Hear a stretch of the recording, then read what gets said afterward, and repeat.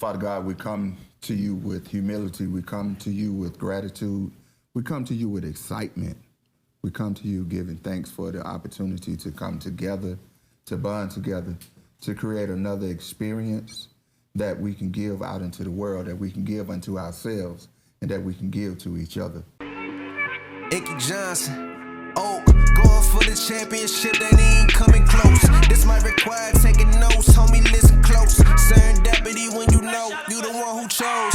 We going past the end zone, crushing every goal. I feel it in my enzymes, in my chromosomes. If you ain't come outside to go hard, then go back home. I'm in my zone, if it ain't greatest, I'm better left alone. This for the world, put what we speaking on speakerphone. Yeah, Wills, let them know what we be on. Serendipity, man, tune in.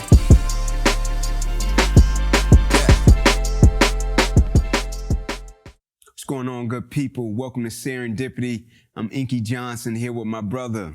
I'm Oak for News. What's happening, good people? Glad that you guys could join us today for another riveting conversation, we hope. Yes, indeed. How you feeling, Oak? I feel heavy, boss.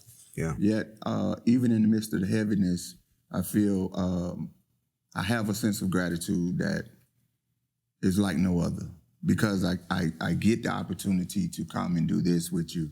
I don't have to do it. You know what I'm saying? I get the opportunity to go and experience the people that I experience every day at my quote unquote job. I wouldn't call it a job. It just, you know, in terms of the young people and my colleagues. Shout out to Kip Wilson, Park Academy over there on Bankhead. They call it Hollowell, but Bankhead. You know. Hey, look, let me tell you something. Somebody called me the other day. They was trying to get somewhere, and they said, I'm on Donald Lee Hollowell. I said, boy, you on Bankhead. You remember when you say the Overlook? Yes, sir. Overlook Atlanta, yes, right sir. off Bankhead. Yeah. Yeah, but shout out to those great people over there. Mr. Mathis, Ms. Daughtry, Ms. Baylor, all of the math teachers and whatnot. So I'm just grateful, man. No doubt. Just no grateful. Doubt. Picking it up, man. But you know how we start, man, with a quote card from D Sugar Boo. It reads, forgive and give as if it was your last opportunity. Love like there's no tomorrow, and if tomorrow come, love again. Forgive and give as if it's your last opportunity. Love like there's no tomorrow, and if tomorrow come, love again. Yes, sir. That second part, the second or third word where it says, did it say forgive? Yes, sir. There you go. Where the first word, forgive. I think it's easy for us to give, right? We feel good when we give. Yes, sir. Giving makes the heart feels good. Like you feel like you're alive, you feel like you're worth something, you feel like you're, when you contributing to someone else's life, right? The hard part is to forgive. Yeah. When you feel like someone has crossed you or done you wrong, Yes, sir. right? The thing is, can you accept their feelings and still love again? People say all the time, well, I forgive, but I won't forget. Yeah. Right? Then I don't know if you've forgiven. Right. Because you're trying to control the moment. You're trying to put a barrier around your heart, or you're trying to put up walls around your heart. If you're really going to forgive, and you know what else ain't? Most people don't forgive themselves for their feelings. Right. That's it.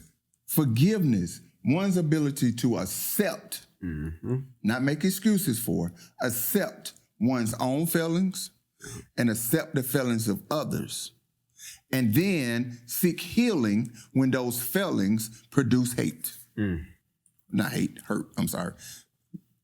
One's ability to accept one's own feelings, to accept the feelings of others, and to seek healing when those feelings produce hurt.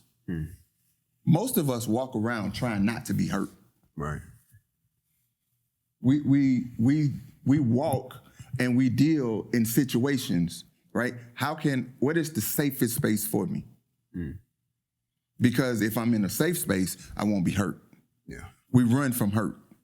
That's why cats don't take the last shot. That's why the quarterback won't pull the trigger, because it might result in an interception. That's why a cat plays 7 yards off at cornerback, because he don't want to get beat. So he'll give up the 5-yard, 10-yard, 15-yard pass. Talk about it. Because we walk around, we deal every aspect of our lives trying not to be hurt. Yes, sir. Rather than running towards what's going to make me happy. What's going to bring me joy.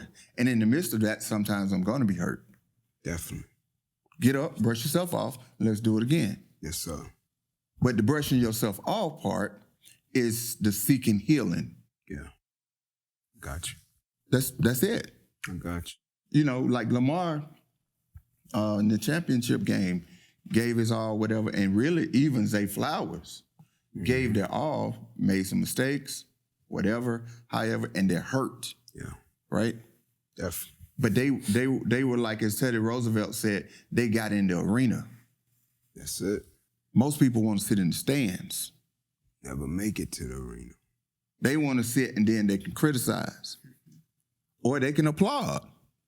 But they would never experience the exhilaration of succeeding at something, putting it all on the line. So they live a life of marginalism. As opposed to living a life of either I'm gonna be hurt and and I'm gonna have to pick myself up, or I'm gonna live a life where I have the ability and have the opportunity to experience exhilaration to the nth power. Picking it up. So the ability to forgive, or really what I'm saying is, we have to walk in a way that we are not afraid to be hurt. Yes, sir. I got you. Forgiveness is one of the most complicated, comprehensive, yet freeing things at the same time. And what I mean by that is, one of my greatest decisions as a man, as a father, as a husband, as a brother, as a servant, was forgiving my father.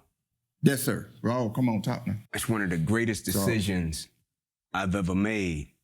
And the ROI, as we say in business, return on investment on that action has been tenfold.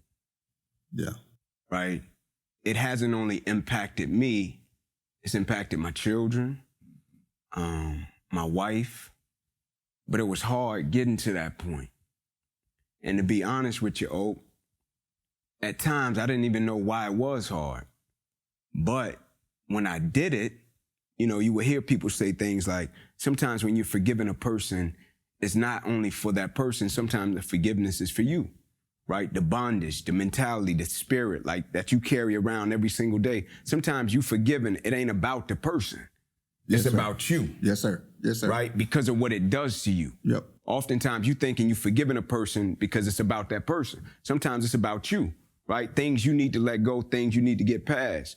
But I love it when it says love like there's no tomorrow. Man, when I said to people, one of the most underrated blessings is leaving our house and making it back home every single day, it sounded cute and it sounded like, oh, that's a cool quote.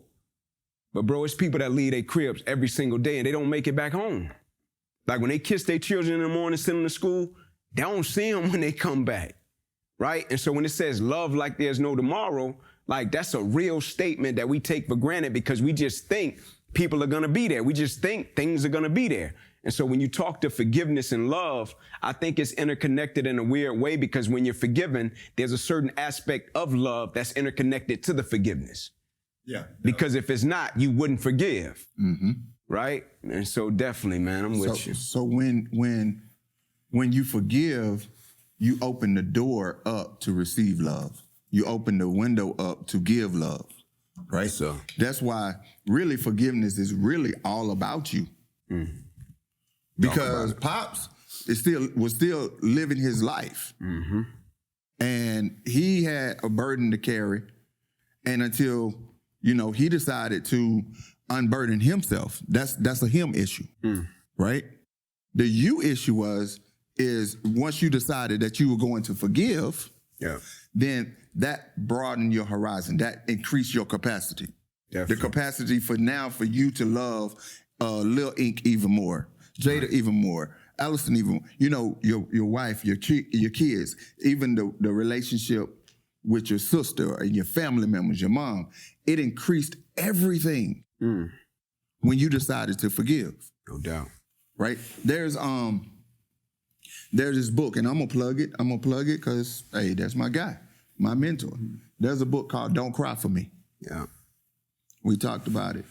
Dr. Daniel Black. Dr. Daniel Black. Don't Cry for Me. And it is about an elder who is writing a letter. He's on his, he knows he's about to transition, and he's writing a letter to his son. And they've been estranged for years. But it was poignant. It was vulnerable. He told a story. He told a story of who he was as a man, and not necessarily who he was as a father. Mm-hmm. Right? So when you and me and anyone else, when you're looking at your elders or your parents, you're looking at them through the lens of what they are to you. Right. Forgiveness, when you're really walking in forgiveness, you look at them who they are to themselves. Mm-hmm. The man that your father is, right. The woman that your mother is. Mm-hmm. How many of them mistakes? Doesn't matter. Yeah. Right? So it's almost like it's hard to forgive someone when you put them on a pedestal because you see them as in their relationship to you, as opposed to seeing them in their relationship to themselves. Because your son and daughter, they don't understand and know the struggle that you may have about whatever. Right. They were not there in Neyland Stadium that night, right? Right.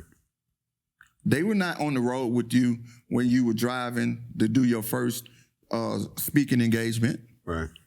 They were not there when your wife was like, "What are you doing? Coming back with this cup?"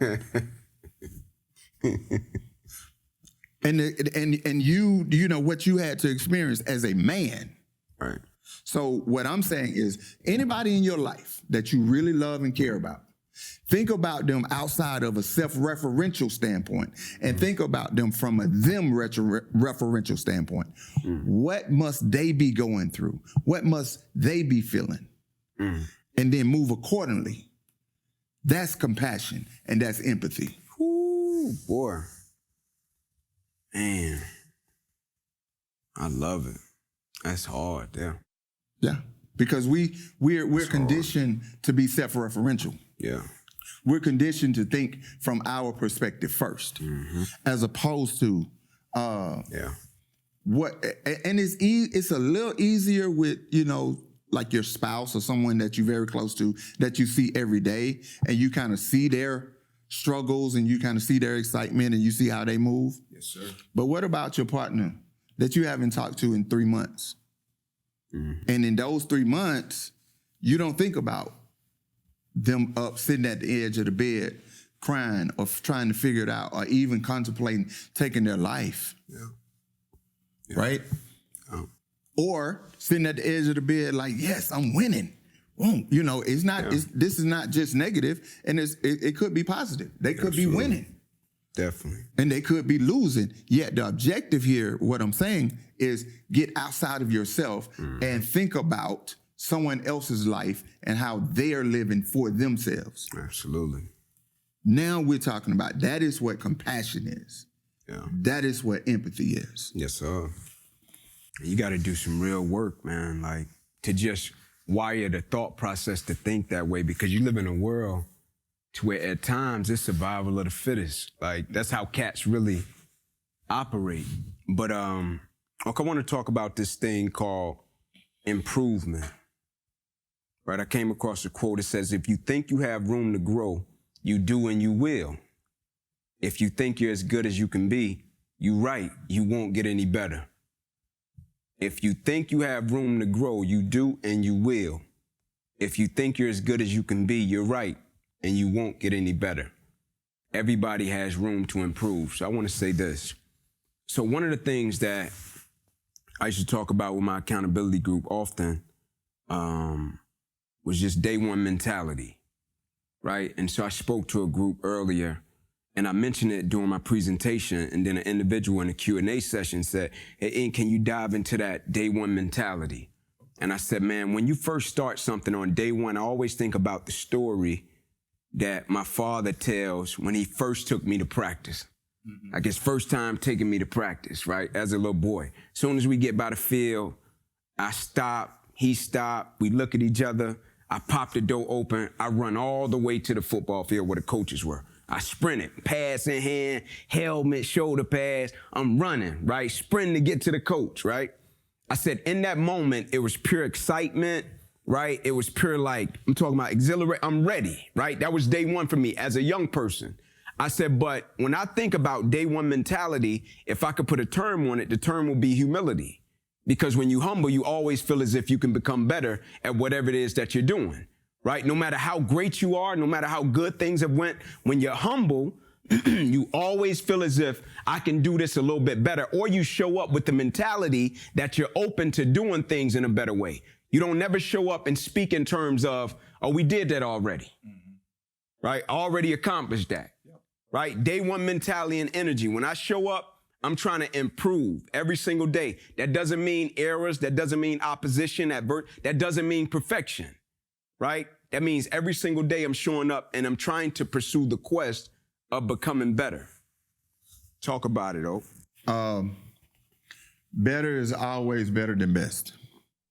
Better is always better. Better is always better than best.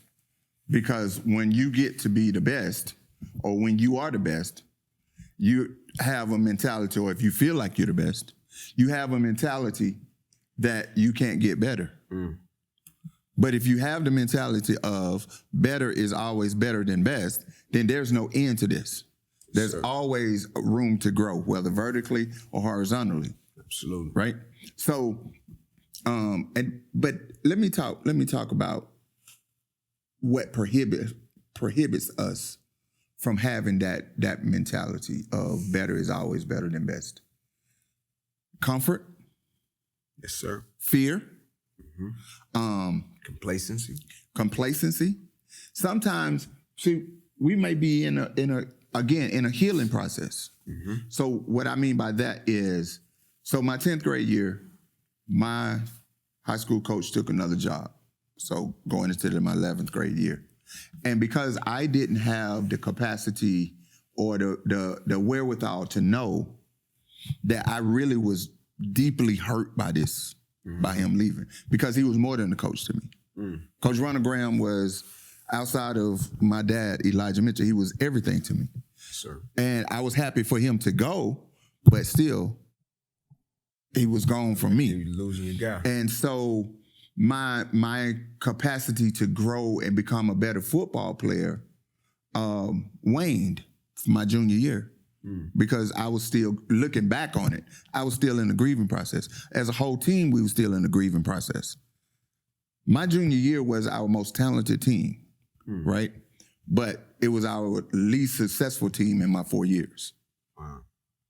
My senior year was probably our least talented team, but we had the best record because we had gotten over the grief of coach being gone, meaning we were able to open our hearts and become humble and be open to growing and changing and getting better as young men. Yeah. It was like the hurt stagnates you. So you got to be able to just call that for what it is in the moment. It's not necessarily a lack of humility. You're just in the midst of hurt, right? But if you can press through the hurt, again, what we're talking about in terms of forgiveness, if you can forgive yourself, then you have the capacity to have humility to get better. That makes sense? Definitely. I'm definitely picking it up, man. You know, we be texting sometimes, like, we be texting little words and stuff to each other, you know, throughout the day when we text each other stuff. And Oak be talking about pushing the culture forward through language. And I got a word for us, man. Kaizen. Kaizen. Kaizen. Kaizen. Kaizen. Yes, sir. Yes, Japanese business philosophy. Continual improvement, always finding something to work on. right? Making a little progress day after day, never being satisfied, and always looking to grow, since we're talking about growing and becoming better. Kaizen, continual improvement, always finding something to work on, to make a little progress, to become better at. But let's get into this thing we was talking about beforehand when we was chopping it up. You said you wanted to touch on courage. Courage. Let's get into it. Yeah, man, courage. Everything that, in fact, in order to grow, you got to have courage. Because what keeps us from growing is the safety of our comfort zone, is the fear of failure. Yes, sir. Right? So you have to have courage. You got to have courage to love. You got to have courage to try. You got to have courage to fail. You got to have courage to just get in the mix of it. Talk about right? So for me, I used to didn't have courage to really love. It's almost like I had to know that the person was going to love me back. So I had the fear of rejection. Talk to the people, man. Talk to the people, now, man. at this point, Talk to the people. at this point, hey, talk to them. I don't care whether you love me back or not. I'm going to love you anyway. I don't care if I fail, right? Because I got the courage, I have the courage to succeed. Whether I succeed or not, whether we win the chip or not, it doesn't matter. That's why, like what me and B Simp, Coach Simp at Crawford Loan talk about all the time. We always trying something new. We're never, ever going to do the same thing. And it's got to the point now, we're not going to do the same thing from week to week. Right. You know where I got that from? Nick Saban. Yeah. Bill Belichick. Yeah. Greg Popovich. Right? Because they have the courage to do not care about winning. They have the courage to grow. They have the courage to improve. You have to have the courage to get better. That is why some people win a chip. They may win another chip because they was talented enough, but when things change, when life change, when things evolve, you got to evolve with it. Now, are you evolving with it? Are you evolving behind it? Or are you evolving in front of it? Courage allows you to be ahead of the curve. Yes, sir. To evolve in front of anything that you're doing in life. Whether that's you want to be an entrepreneur, whether that's you being a teacher, whether that's you being a speaker, it doesn't matter. Yes, sir. Like right now, y'all looking at this video, you're looking at this podcast. Does it look like last year or 2 years ago when we first did it? No, it does not. Why? Because we have the courage to evolve. Talk about it. I love it, man. I love it. Just like when it says good is the enemy of great, the comfort zone is the enemy of courage, right? Yeah. The comfort zone is a beautiful place, but nothing ever grows there. One of my favorite quotes in the world is when it says, courage is not always the loud roar. Sometimes courage is that small voice at the end of the day saying, I'll try again tomorrow. Right? Because oftentimes when we look at the world and we process courage to children, courage always thinks and comes in the form of gorilla, right? I'm courageous. I'm a gorilla. Sometimes courage is, bro, you just got your butt beat. Like you just got smacked. You just got knocked out in the 7th round, the 9th. Like I'm talking about dirt dog. And sometimes courage is, no, bro, I got dirt dog. I'm going to get back in the lab and I'm going to go to work. Like, I love when you talked about courage, the willingness to grow, right? As a speaker, as a presenter, as a communicator. Every time I go in the room, I said to a young cat, he was like, how long you been doing what you doing? I said, bro, I'm coming up on year 18, right? He was like, man, you don't even look like you've been doing that. I said, bro, I'm coming up on year 18. And a cat said one day, like, man, like, is it the story? Is it the arm? I was like, bro, I stopped getting business because of my arm a long time ago. Yeah. If it was just predicated upon my arm, I probably would have lasted 3 years, maybe 5 at the most. But I got the courage as a communicator and as a presenter that when I step in a room, I'm going to try different things, right?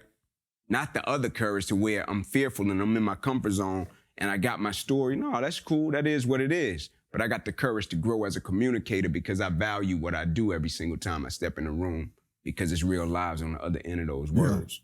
And I respect that. Understand? Yeah, you definitely a person definitely have to have courage if they're going to continue to evolve, right? Yes, sir. And like we were talking earlier, life is like a cycle. You either coming out of the wilderness going into the promised land, or you coming out of the promised land going into the wilderness, right?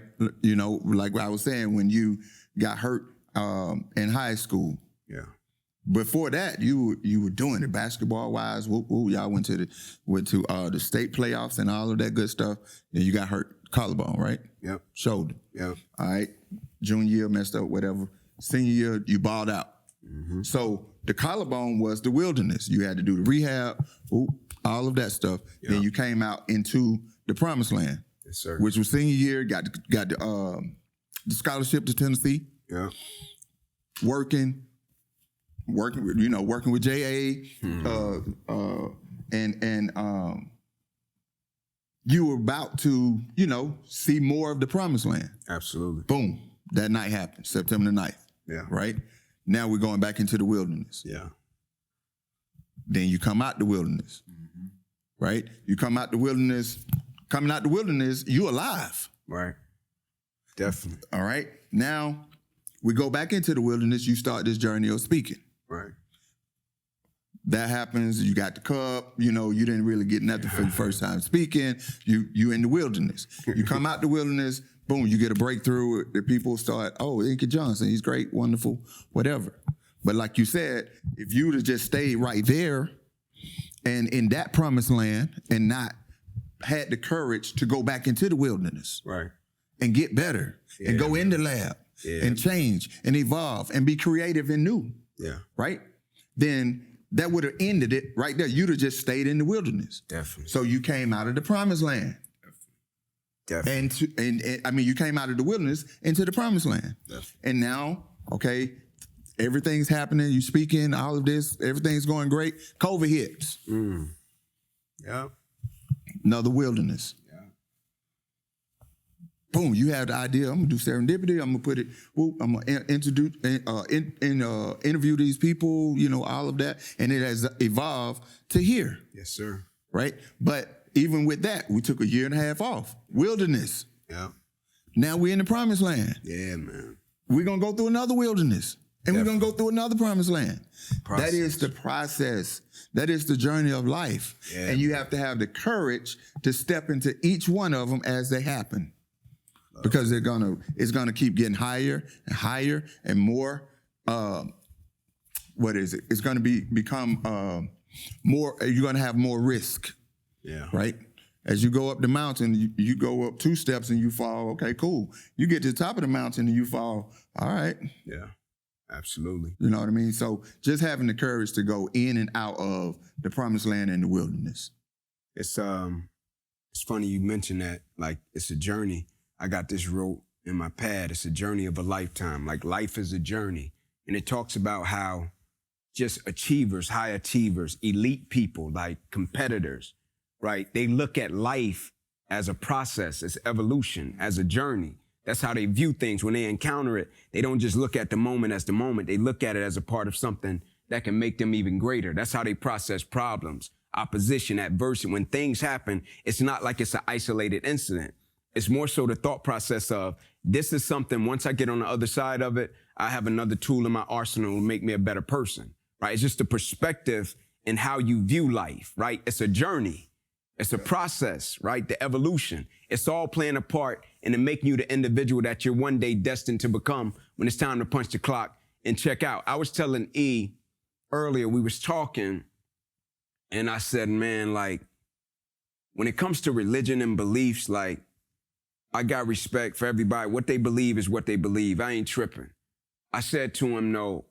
I said, if you don't believe there's a God, like, I'm worried for, like, how you're being guided and navigating throughout life. I said, and I'm gonna tell you why. I said, man, when I got injured, like, the few years prior to that, my discipleship spiritually, me being interconnected to small groups, like me, my studying, me, my prayer life, all these things. When I got injured, my thought process, my language, all of that was already changing.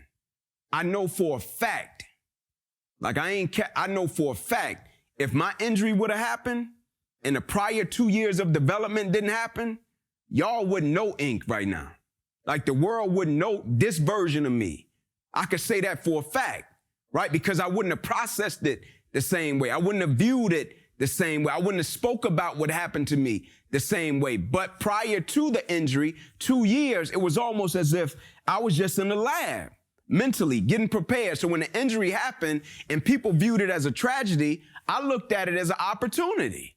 Like, I didn't even look at it as like when people would be like, man, like this is something, it didn't even cross my mind. Was I hurt? Of course, right? One of the toughest, most challenging periods of my life. But every single day I got up, it wasn't wallowing in my sorrow. And if you do, that's cool. I'm just telling you how I processed it because of what happened prior to the moment, which speaks to the point of me and viewing life as a journey, right? Evolution, process. That's how I view it, man. And so I love that you said it's a journey. It's the journey of a lifetime. Like when you encounter things, don't just view it as an isolated incident. Assess it. When you get to a place of peace, look at it and see, man, when I get on the other side of this, how can this make me a better person, right? How can this make me a better father? I was in a room during COVID in St. Louis. I said, I get it, man. We dealing with a real situation, real issue. Man, I get it. I said, but can somebody share with me something that they're grateful for? Lady stands up and says, man, I'm grateful. I get to speak to my mama every single day in Japan. If my schedule was the same, I never would get the opportunity to do that. Gentleman stands up in the back of the room, traps up to his ears, looked like he was supposed to be casted in the movie 300. My man bawling, the room quiet. I'm talking about you can hear a pin drop. My man crying in the midst of his tears. Oak, he said, I'm grateful I got to watch my first child being born. If my schedule was the same, I never would have gotten the opportunity to witness that moment. He said, what's something you grateful for, Ink? I said, bro, I'm grateful for 3 p.m. He said, why 3 p.m.? I said, most days I get to be in the carpool line picking my children up from school. Yes, sir. He was like, the carpool line? I was like, no doubt, I'm a competitor. I be racing cats in the carpool line. They be waving at me, I be racing to be first. You know what I'm saying? I said the carpool line, but not the carpool line. It's more so about trained optimism and not fantasy land. Can I look at situations, circumstances, and encounters and figure out what's the good in it? That's it. Like just looking at it and saying, man, what's the good in this? Everybody can look at a situation and say, man, that's terrible. Man, that's horrible. Man, anybody can do that. Everybody more than likely is gonna do that. But very few people are wired and willing to look at a situation and say, bro, there's some BS. I don't like this at all. This don't feel good to me at all. I don't like him at all. But what's the good in it, right? And so processing life, man, as a journey. Every stage, every phase, it's a journey that's leading to something that one day, I venture to say that you're going to get to a place to where when you go through something, you're going to look back on that moment that you encountered, that you didn't like, and you're going to say, man, you know what? I didn't like that. That didn't feel good, but I'm grateful for that today. Because of the man that I now am, because of the woman that I now, because of the father, because of the brother, because of the team member, because of the leader. It's a cycle. It's a journey. It's a process. Embrace it. Most importantly, respect it. Yeah. I got something for us, Oak. The land is plain, baby. Yes, sir. I got something for us. The land is plain. The word I want to land the plane with, Oak, talk to us about this thing called focus. Focus.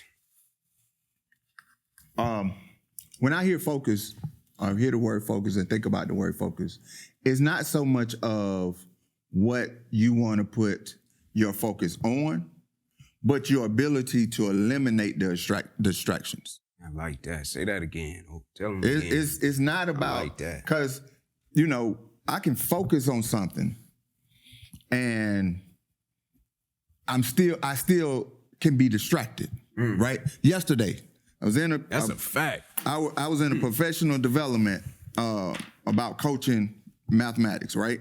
So we in there, and it was a great professional development. And when the presenter was saying something very poignant, I pulled out my Sudoku book. Yeah. Right? Because when I'm really focused and I can really hear is when I'm doing Sudoku. But if I'm just listening to somebody talk, right, the distractions be coming. So I have strategies to eliminate the distractions in order to focus. So you have to create and understand who you are as a person. How do you eliminate your distractions? Then now your focus is going to, just by the process of elimination, increase. So that's the whole point of being able to maximize who you are, what it is you're trying to do, what your goals are in life. Eliminate the distractions. Yes, sir. So then what you do naturally, what you're good at, what your purpose is, what your gift is, will come to fruition. That's focus. Picking it up. If you can learn to focus, it can become a superpower, man. Yeah. Keep the main thing the main thing. That's it. Keep the main thing the main thing. Appreciate your time. Peace. Serendipity, man. Tune in.